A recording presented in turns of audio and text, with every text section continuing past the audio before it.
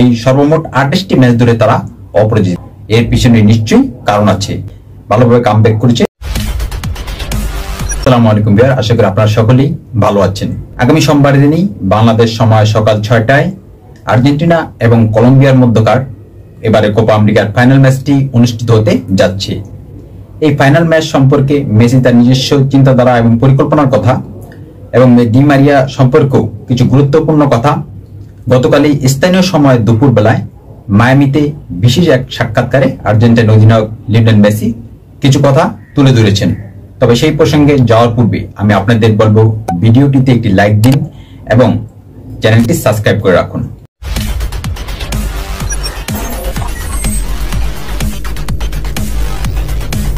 তবে আমি ব্যক্তিগতভাবে আপনাদের যে কথাটি বলবো, আমার নিজস্ব মনোভাব কিংবা চিন্তাধারা, যে আমি চাই আর্জেন্টিনাই এবার শিরোপা জিতুক।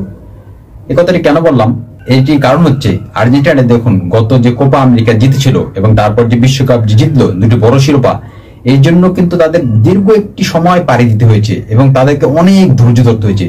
তারা প্রায় 35 বছর পর ওই কোপা আমেরিকার শিরোপা এবং তারপর বিশ্বকাপ, মানে প্রায় 35 থেকে 36 বছর পর, মানে প্রায় দীর্ঘ 3 যুগ পর এই বড় দুইটি শিরোপা জিতলো। তাহলে মাঝখানটা 3টা যুগ, এটা কিন্তু বাড়ির কাছে কথা না। তাদের এতটা ধৈর্য ধরতে হয়েছে। সেজন্য চাচ্ছি এবারও কোপা আমেরিকা আর্জেন্টিনা জিতুক, কারণ এই যে আর্জেন্টিনার যে একটা ভালো সময় চলছে, আগামীতে হয়তো বিশ্বকাপও তারা ভালো করবে। তারপর হয়তো আবার দেখা যাবে এরকম যদি কোনো খারাপ সময় আসে, হয়তো দেখা যাবে একটা লং টাইমের জন্য তাদের হয়তো বা খারাপ সময় এসেছে। তবে আমি এটা চাই না, চাই আর্জেন্টিনা সবসময় ভালো ফর্মে থাকুক। যেহেতু আমাদের দেশে আর্জেন্টিনা অনেক সাপোর্টার আছে, আমি নিজেও সাপোর্ট করি।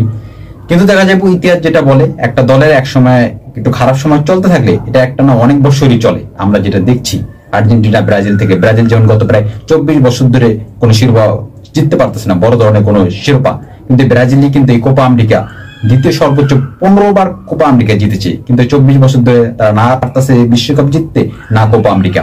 সেজন্য একটা দলের যখন খারাপ সময় শুরু হয়, এটা কিন্তু দেখা যায় অনেক সময় লং টাইম হয়ে যায়।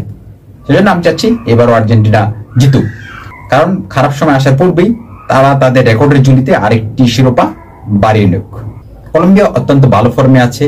তারা সাবেক কোচ রোনালদো রুয়েদার অধীনে সর্বশেষ 3টি ম্যাচ এবং বর্তমান আর্জেন্টাইন কোচ নেস্তো লরেঞ্জার অধীনে একটানা 25টি ম্যাচ ধরে অপরাজিত। এই সর্বমোট 28টি ম্যাচ ধরে তারা অপরাজিত। লিওনেল মেসি এই কলম্বিয়া সম্পর্কে বলেছেন, তারা যে 28 ম্যাচ ধরে অপরাজিত, এর পিছনে নিশ্চয়ই কারণ আছে। এবং মেসি বলেছেন যে কলম্বিয়ার যোগ্য দল হিসাবেই ফাইনালে উঠেছে। তবে এখানে আপনাদের আরো কিছু কথা বলে রাখা দরকার। আর্জেন্টিনা কতটুকু ফর্মে আছে এটা তো আপনারা জানেনই। যদিও তারা কোপা আমেরিকার শুরুর দিকে 2টি ম্যাচ খুব একটা ছন্দ পাচ্ছিল না এবং আর্জেন্টিনার মতো করে খেলতে পারতেছিল না, কিন্তু বর্তমানে কিন্তু তারা খুবই ভালোভাবে কামব্যাক করেছে। বিশেষ করে কানাডার বিপক্ষে সেমিফাইনাল ম্যাচটি কিন্তু তারা অত্যন্ত ধারালো এবং আক্রমণাত্মক ফুটবল খেলেছে। আর আর্জেন্টিনা যদি এবার কোপা আমেরিকা জিততে পারে, তাহলে কিন্তু তাদের সামনে পরপর টানা 3টি শিরোপা জয়ের যে একটা রেকর্ড, এই রেকর্ড কিন্তু তাদের হাতছানি দিচ্ছে। এর আগে স্পেনই পরপর 3টি বড় শিরোপা জেতার রেকর্ড স্পেনেরই আছে। আর্জেন্টিনা গত কোপা আমেরিকা কাপ জিতেছে, তারপর বিশ্বকাপ জিতেছে 2022 সালে, এবং এবারও যদি কোপা আমেরিকা জিতে, তাহলে পরপর 3টি বড় শিরোপা জেতার স্পেনের সাথে রেকর্ড গড়ার ভাগিদার আর্জেন্টিনাও হয়ে যাবে।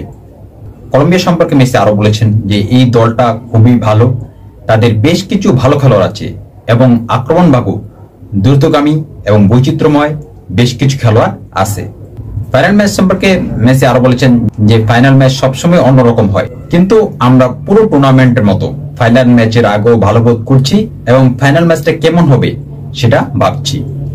ডি মারিয়া সম্পর্কে প্রশ্ন করা হলে সে বলেছে যে সেটা আগেই পরিষ্কার করে বলে দিয়েছে, মানে ডি মারিয়া যে এই কোপা আমেরিকার পরেই অবসর নেবে সেই বিষয়টা আগেই পরিষ্কার করে জানিয়ে দিয়েছে।